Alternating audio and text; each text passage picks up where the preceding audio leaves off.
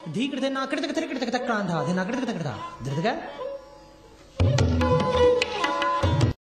मैसूर विश्वविद्यालय के हिंदी विभाग के हिंदी विषय के पाठ्यक्रम में इसके अंतर्गत एक कविता है, नागार्जुन की है, बादल को गिरते देखा है। नागार्जुन प्रगतिवादी कवि है। वे आधुनिक युग की नवचेतना के कवि हैं। उन्होंने निराला जी से प्रेरित होकर अपनी साहित्यिक रचनाएं की हैं। उनके हृदय में एक ओर भारत के जनजीवन के प्रति स्नेह भरा हुआ है, दूसरी ओर भारतवर्ष की प्रकृति के प्रति भी प्रेम भरा है।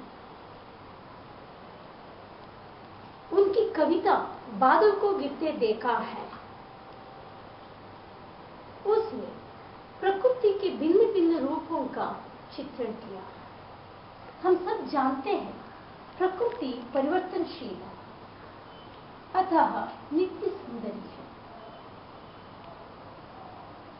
इस कविता में कवि पहले पंक्ति में इस प्रकार कल्पना की है, कवि ने इस प्रकार कल्पना की,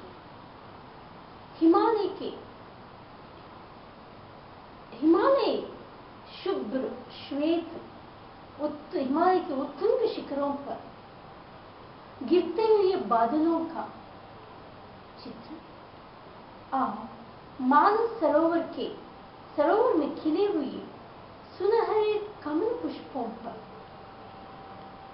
उन बादलों में स्थित हिमकण को गिरने का दृश्य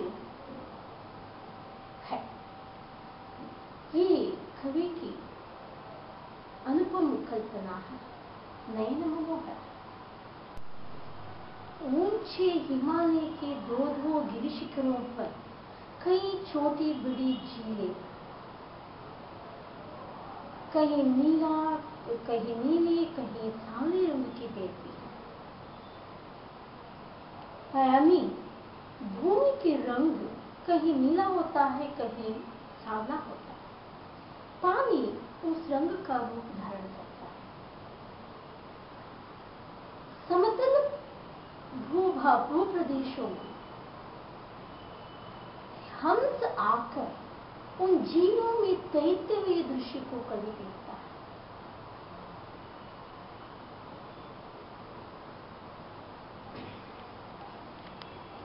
गर्मी के भयानक इस उमस से भयभीत होकर हंस तीखे तथा मीठे विषतंतुओं को खाने के लिए खोजते हुए दृश्य को देखता है। कवि की यह अनुपम कल्पना है।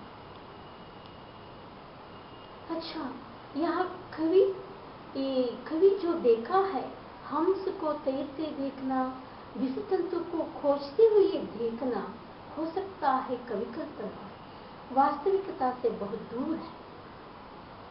किंतु कैलाश पर्वतों के ऊंचे गिरि शिखरों पर गरजते हुए महामेघ तथा प्रचंड वायु से टकराते हुए बादलों का गर्जना तो यथार्थ है, वास्तविकता है।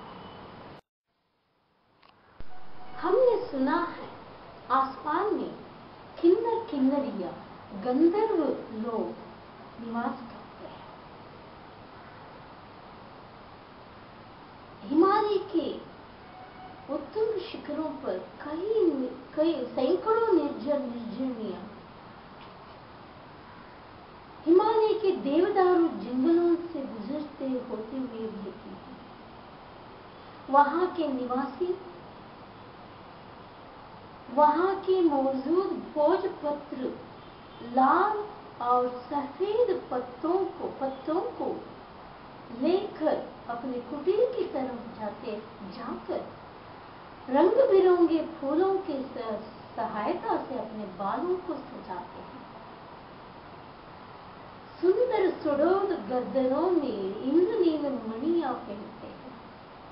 अपने जूड़ों में फूल रखने का दृश्य और कानों में कुवनिया पहनते हैं। सुंदर ढंग से अलंकृत त्रिपाठी पर रखे हुए पान पात्र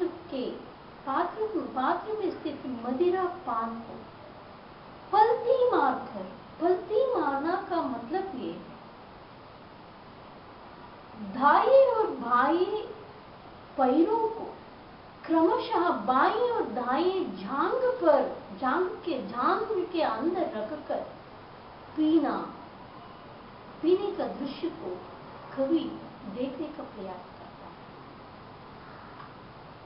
यहाँ कवि की कल्पना इतना निराला है कि वसंत ऋतु के प्रातः काल में हिमालय के गिरिशिखर आमने सामने खड़े रहते हुए विरही की भांति पूरी रात अलग अलग बिताते हैं।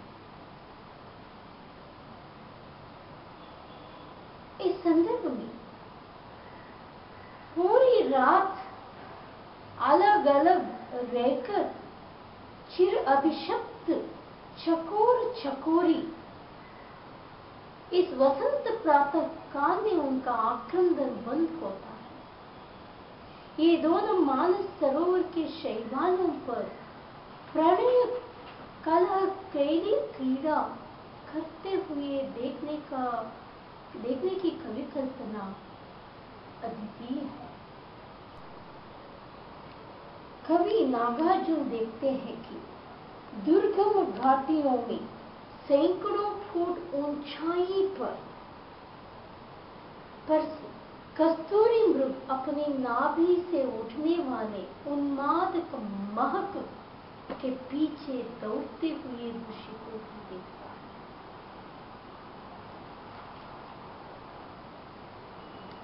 इस प्रकार इस कविता में वर्णित सुंदर दृश्य कालिदास के मेघनाद काव्य पर सुदीर्घ रूप से वर्णित हुए हम देख सकते हैं। कवि नागार्जुन यहाँ प्रश्न करते हैं, कालिदास के काव्य में वर्णित धनपति कुबेर यहाँ कहाँ, अलकापुरी कहाँ चली गई है, आसमान में प्रवाहित गंगा जल कहाँ गया है? इन प्रश्नों का उत्तर ढूंढने का प्रयास करता है। हम आज भी बादल को गिरते देखते हैं, लेकिन कुबेर, अलकापुरी, गंगा जल शायद ही देख सकते हैं। इस प्रकार कवि अंत में इस निर्णय पर पहुंचते हैं कि हो सकता है पानी भरा बादल यही कहीं बरस कर निशेष किया। यहाँ प्रकृति नित्य परिवर्तनशील, उसकी छटा अनुपम है, अद्वितीय बेजोड़ है। इसे कहने का प्रयास कवि नागार्जुन कालिदास से प्रेरित होकर बादलों को गिरने के बहाने पर इन सब सुंदर कल्पना की।